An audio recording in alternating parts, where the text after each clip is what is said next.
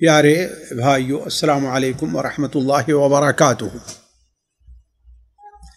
شام کے ایک مشہور ادیب، مؤلف، عالم دین گزرے ہیں جن کی آخری زندگی سعودیہ، جدہ اور مکہ میں گزری ہے۔ وہ اہل علم کے نزدیک وہ علی الطنطاوی کے نام سے جانے جاتے ہیں۔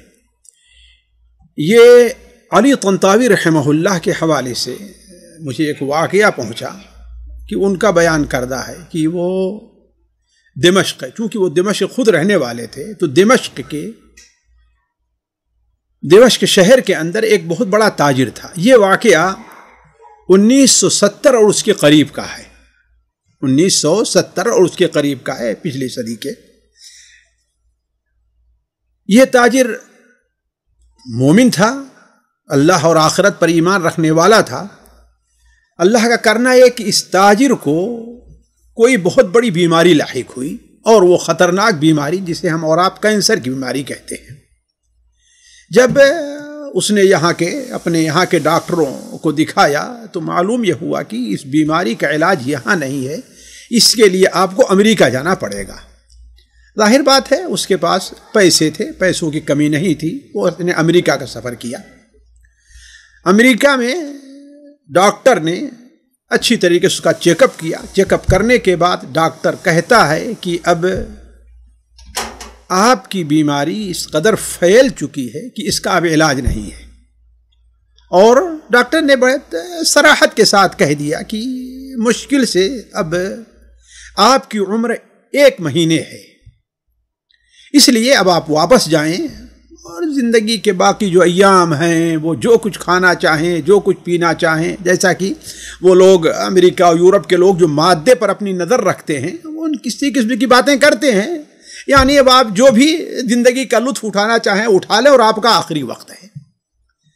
کرنا کیا تھا، وہ تاجر بیچارہ واپس آ گیا۔ واپس آیا، 10 دن گزر گئے، 20 دن گزر گئے۔ اب آپ سوچیں کہ اس وقت اس کی کیفیت کیا رہی ہوگی۔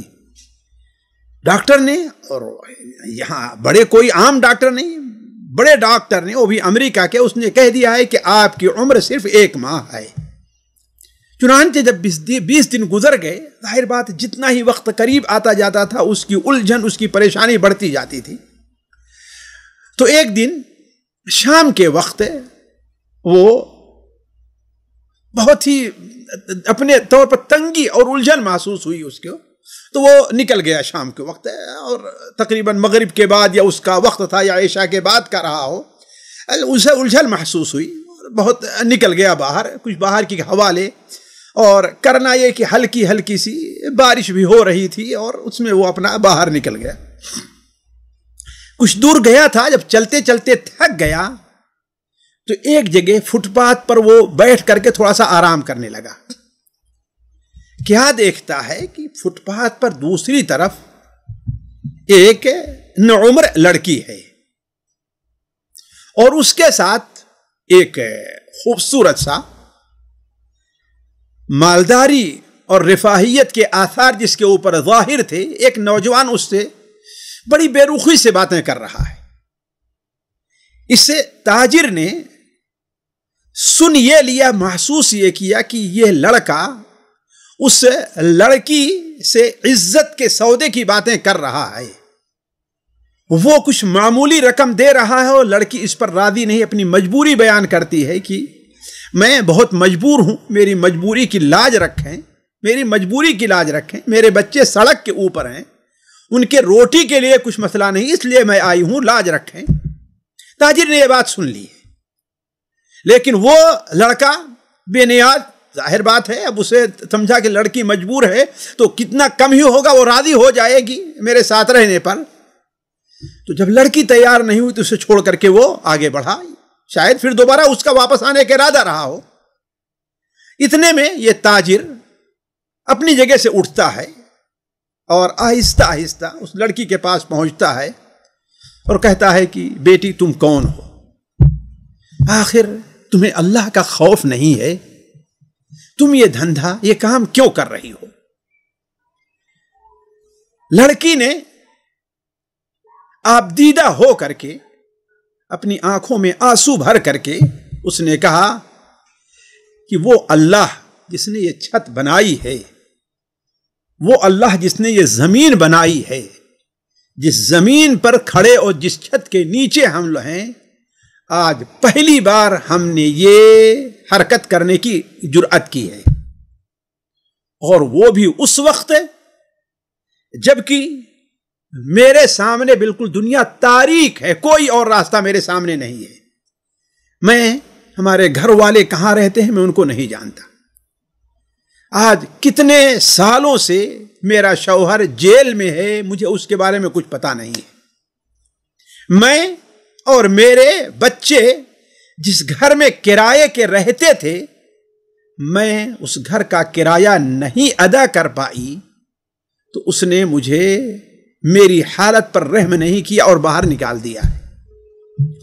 اب میرے سامنے اس کے علاوہ کوئی حل نہیں تھا کہ میں کہاں سے اپنے بچوں کے لیے روٹی، باہر رہ لیں، روڈ پر رہ جائیں، لیکن بچوں کو کیا کھلائیں، اس لیے میں اس کے لیے آئی ہوں۔ تاجر کو اللہ تعالیٰ اس کی مغفرت کرے، اس نے کہا کہ اگر تیری زندگی بھر کی کفالت کی ذمہ داری میں لے لوں تو مجھے کیا دے گی؟ اگر تیری اور تیرے بچوں کی زندگی بھر کی کفالت کی میں ذمہ داری لے لوں تو تم مجھے کیا دے دی؟ اس لڑکی نے کہا،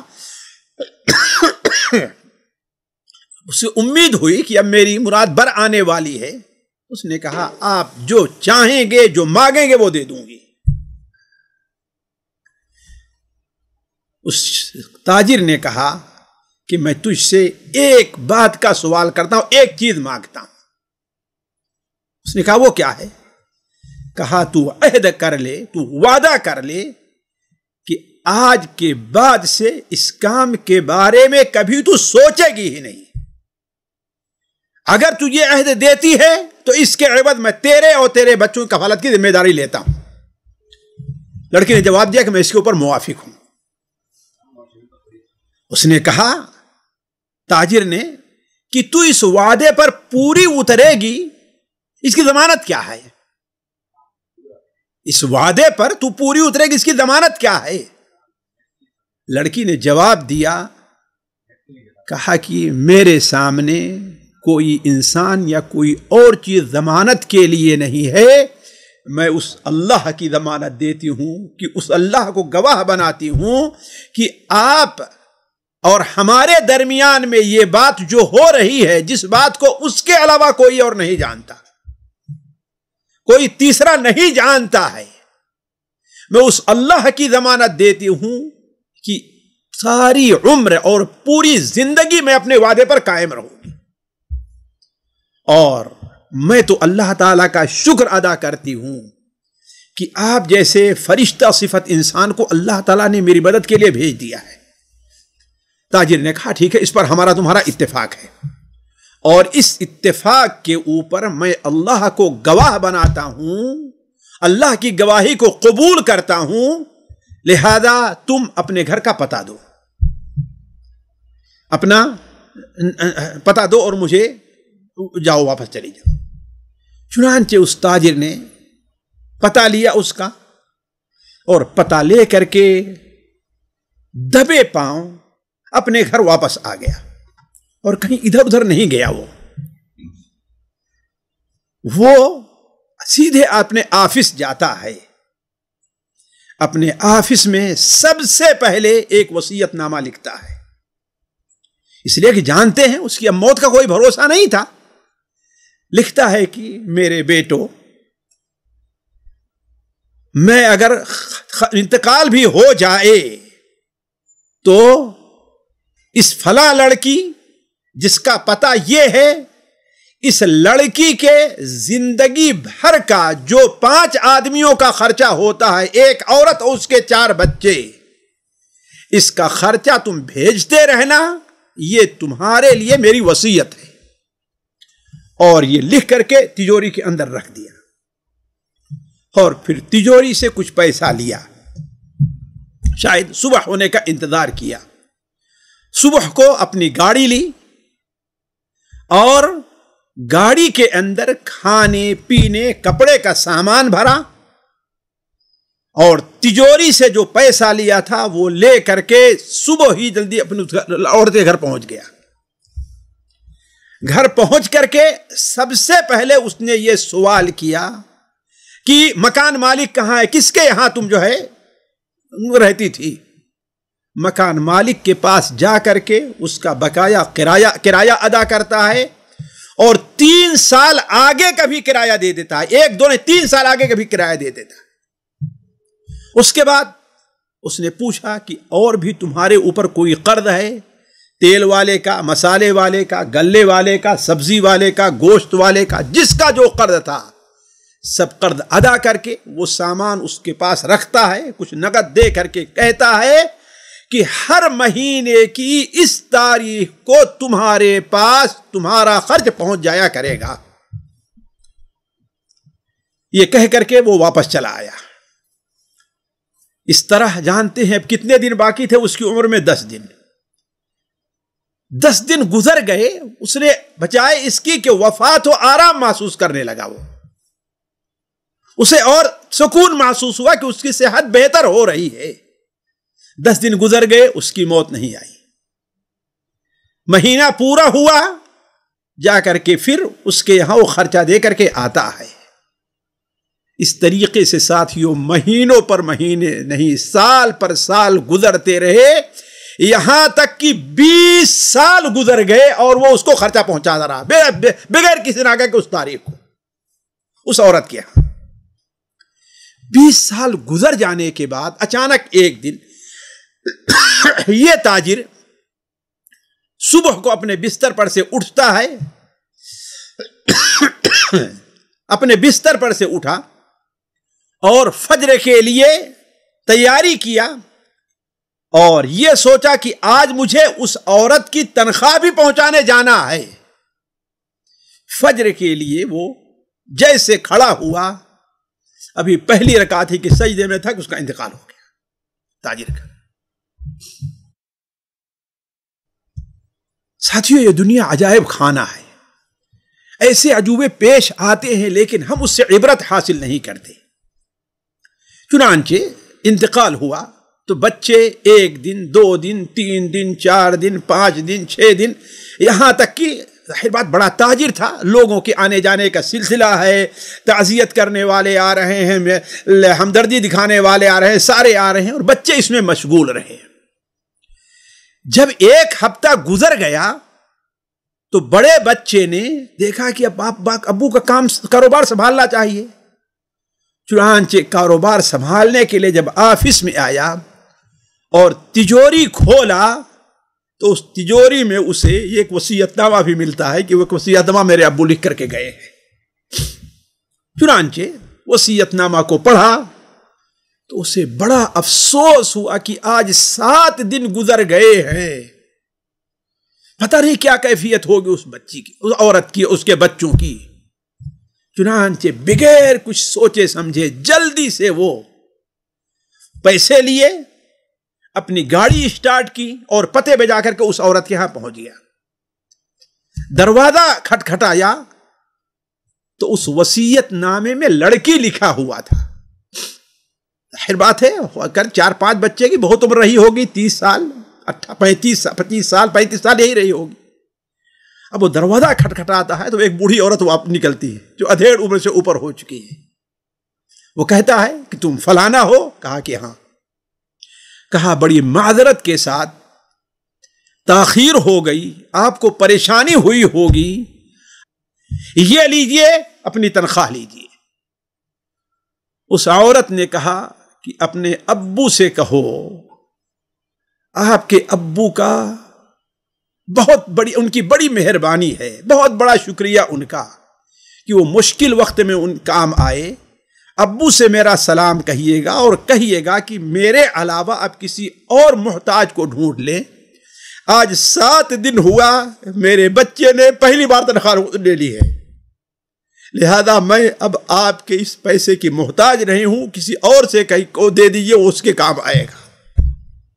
اس کا یہ کہنا تھا کہ بچے کی آنکھوں میں آنسو آ گئے اور کہا کہ آج 7 دن ہو گیا میرے والد کا بھی انتقال ہو چکا ہے۔ اس نے کہا آپ جائیے، میں جب تک زندہ ہوں آپ کے والد کے لیے دعا کرتی رہوں گی، لیکن یہ ہے کہ اب میں اس پیسے کی محتاج نہیں، اس لیے کہ میرے بیٹے نے 7 دن پہلے یہ تنخواہ، اپنی پہلی تنخواہ وصول کر لی۔ ساتھیو، یہ قصہ ہم نے مختصر کر کے بیان کرنے کی کوشش کی، ورنہ قصہ اگر طول دینا چاہیں تو اگر اس کے تمام جو قصے کے اجزاء ہیں بیان کریں تو معاملہ لمبا ہو جائے گا۔ ساتھیو، جو قصے انسان کو بہت زیادہ متاثر کرتے ہیں اور اللہ تعالیٰ کی قدرت کے اوپر اور اس کی حکمت پر ایمان لانے کی دعوت دیتے ہیں، ان میں سے ایک قصہ بھی ہے جو میرے سامنے آیا۔ پہلی چیز یہ ہے کہ ذرا غور کریں، اللہ تبارک و تعالی نے ہر بیماری کا علاج رکھا ہے، کوئی ایسی بیماری نہیں ہے جس کا علاج نہ ہو۔ یہ اس ترقی کے دور میں بھی، اس سائنس جس ترقی پر جا چکی ہے، اس کے باوجود بھی یہ بہت سی ایسی بیماریاں ہیں جس کا علاج نہیں ڈھونڈ سکے، جس کے علاج کا ان کا پتہ نہیں، یہ ان کی عاجزی ہے۔ صحیح بخاری میں نبی کریم صلی اللہ علیہ وسلم کا فرمان ہے، ما انزل اللہ داء الا انزل له شفاء۔ اللہ تبارک و تعالی نے کوئی ایسی بیماری نہیں نازل کی جس کی شفا نازل نہ کی ہوئی۔ دوسری روایتوں میں ہے کہ جو جانا وہ جان گیا اور نہ جان سکا نہ جان سکا۔ معلوم یہ ہوا کہ بہت سی ایسی بیماریاں ہیں جس کا علاج اللہ نے پیدا کیا ہے، اس دنیا میں ہے، لیکن لوگ ابھی اسے جانتے نہیں۔ اور ساتھیوں، انہی علاج میں سے ایک علاج صدقہ کرنا اور اللہ تعالیٰ سے دعا کرنا ہے۔ ہمارے نبی صلی اللہ علیہ وسلم کا بڑے واضح فرمان ہے، داووا مرضاکم بالصدقہ، داووا مرضاکم بالصدقہ، اپنے مریضوں کا علاج صدقہ سے کرو۔ تو صدقہ کرنا یہ انسان کی بیماریوں کا ایک معنوی علاج ہے، جس طریقے سے دعا بہت سی بیماریوں کا علاج ہے۔ اسی طریقے سے ساتھیوں، نیکی کا کام، نیکی سے انسان کی عمر میں اضافہ ہوتا ہے۔ اس کی سب سے واضح دلیل یہ ہے کہ دنیا کے ڈاکٹروں کا یہ فیصلہ تھا کہ بس کتنی عمر ہے ان کی، بس کتنی ہے، 1 مہینے ہے، بس کتنے باقی رہ گئے تھے، 10 دن باقی گئے تھے، لیکن وہ شخص کتنے دنوں زندہ رہا، اس کے بعد 20 سال تک وہ انسان زندہ رہا ہے۔ 20 سال تک، کیوں؟ ایک نیکی کے عوض کہ اس نے ایک بیوہ کہہ دیجئے عورت، ظاہر بات اس کے شوہر کہیں پتہ نہیں ہے، لاوارث بچوں کی اس نے پرورش کی ہے، اس نیکی کے عوض اللہ تعالیٰ نے اس کی عمر میں اتنا اضافہ کر دیا ہے۔ سچ فرمایا ہے نبی کریم صلی اللہ علیہ وسلم نے، جیسے سنن ترمذی میں سلمان فارسی کی روایت ہے کہ آپ صلی اللہ علیہ وسلم نے ارشاد فرمایا، لا يرد القضاء الا الدعاء، تقدیر کو دعا ہی واپس بدل سکتی ہے، اور عمر کے اندر اضافہ نیکی ہی سے ہوتا ہے۔ تیسری چیز ساتھیوں، کاش کہ اس جوہر کو ہم اپنے اندر پیدا کرنے کی کوشش کریں۔ وہ چیز کیا ہے؟ اخلاص ہے۔ یعنی کوئی کام انسان کس لیے کرے؟ صرف اللہ کے لیے کرے۔ اس تاجر نے اس عورت کے ساتھ بھلائی اپنے دنیا کے فائدے کے لیے نہیں کیا تھا، اس لیے کہ اب تو اسے زندگی کی اپنا امید بھی نہیں تھی کہ میں زندہ رہوں گا۔ اتنی دور سے ڈاکٹروں نے کہہ دیا ہے کہ اب تمہاری عمر 1 مہینہ ہے، بھائی بہت ہو 2 مہینہ رہے، کتنے دن زندہ رہے گا؟ اس کا مطلب یہ ہے کہ اس نے یہ، اسی لیے جب اس عورت سے اس نے گواہی طلب کی تو عورت نے کس کو گواہ بنایا؟ اللہ تعالیٰ کو، اس کے اوپر راضی ہو گئے۔ اور اس کا معاملہ اخلاص یہ کہ اس چیز کی خبر اس نے اپنے بچوں کو بھی نہیں دی کہ ہاں کس کے اوپر خرچ کر رہا ہے۔ تو اخلاص ایک ایسا جوہر ہے کہ اگر کسی انسان کے اندر پیدا ہو جائے تو وہ اگر صرف ایک سجدہ اللہ تعالیٰ کے لیے کر لے، بلکہ ایک سجدہ بھی نہ کرے، پھر بھی اللہ تعالیٰ اسے جنت میں داخل کر دیتا۔ اخلاص ایسا تریاک ہے کہ پورے سمندر میں اگر ڈال دیا جائے، ساتوں سمندر میں، تو ایک قطرہ اگر یہ تریاک ڈال دیا جائے، ساتھے سمندر کا پانی جو ہے میٹھا اور تریاک بن جائے گا۔ اخلاص ایسا کندن ہے کہ پہاڑوں کے اوپر بھی ڈال دیا جائے، سارے کے سارے پہاڑ ہیرا بن جائے۔ لیکن جتنا اہم ہے اتنا مشکل کام بھی ہے۔ چوتھا فائدہ ساتھیوں، فقیری اور مجبوری انسان کو بہت سے ایسے کام کرنے پر مجبور کر دیتی ہے جو کام وہ کرنا نہیں چاہتے۔ اس عورت کو بچوں کی محبت اور اپنی محتاجی نے ایک ایسے کام پر ابھارا جو کام وہ دل سے کرنا نہیں چاہتی تھی۔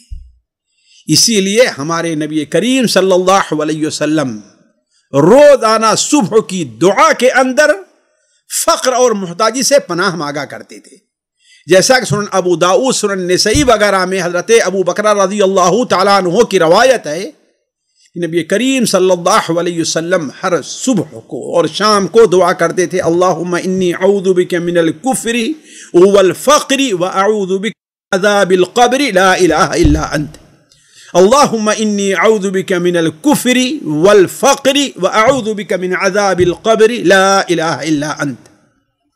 تو فقر اور مجبوری انسان کو بسا اوقات بہت برے کام پر ابھارتی ہے۔ اسی لیے ایک ضعیف حدیث کے اندر یہ وارد ہے، کاد الفقر ان یکون کفرا، قریب ہے کہ فقر انسان کو کافر بنا دے، یعنی فقر و فاقہ کی وجہ سے انسان کافر ہو جائے۔ پانچویں چیز ساتھیوں، اللہ تبارک تعالیٰ لطیف ہے۔ اللہ لطیف بعبادی۔ لطیف کا معنی کیا ہے ساتھیوں؟ لطیف کا اصل میں معنی یہ ہے کہ اللہ تبارک و تعالی ایسے باریک، ایسے پوشیدہ، ایسے نامعلوم ذریعے سے اپنے بندوں کے اوپر رحم و کرم کرتا ہے کہ انہیں اس کا اندازہ بھی نہیں رہا کرتا، بلکہ بسا اوقات اس کے لطف کا ایک مظہر یہ ہوتا ہے کہ انسان کو اللہ تعالیٰ پریشانیوں میں، مصیبتوں میں، بلکہ بسا اوقات گناہ میں مبتلا کرتا ہے۔ چنانچہ اسی عورت کو دیکھ لیجیے آپ، نہ یہ گھر سے نکلتی اپنے، نہ اس برے کام کا ارادہ کرتی، نہ ہی اس ظالم لڑکے کے ساتھ کھڑے ہو کر کے اس طریقے سے سودا کرتی رہتی، اور نہ ہی اس تاجر کو اس کے بارے میں کوئی خبر ہوتی۔ اللہ لطیف بعبادہ۔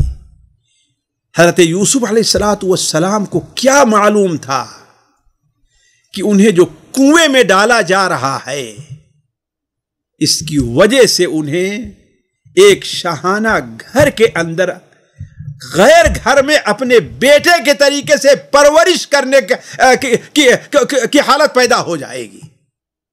یوسف علیہ السلام کو کیا معلوم تھا کہ جو جیل میں جا رہے ہیں وہ جیل ان کے لیے مصر کے عرش کے اوپر بیٹھنے کا ذریعہ بن جائے گا۔ انہیں کیا معلوم تھا؟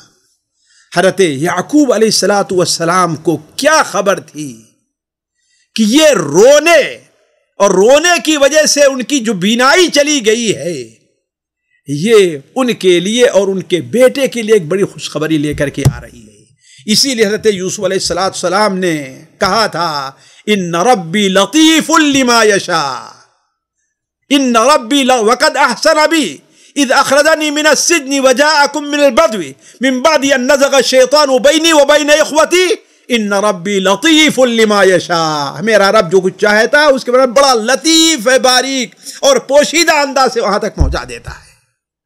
ساتھیوں، ایک اور نقطے کے اوپر غور کریں جس کی وجہ سے ہمارے ہاں بڑے اختلافات ہوتے ہیں، وہ یہ ہے کہ اللہ تعالیٰ کس کو کس کے ذریعے سے روزی دیتا ہے، یہ راز اللہ کے علاوہ کوئی اور نہیں جانتا۔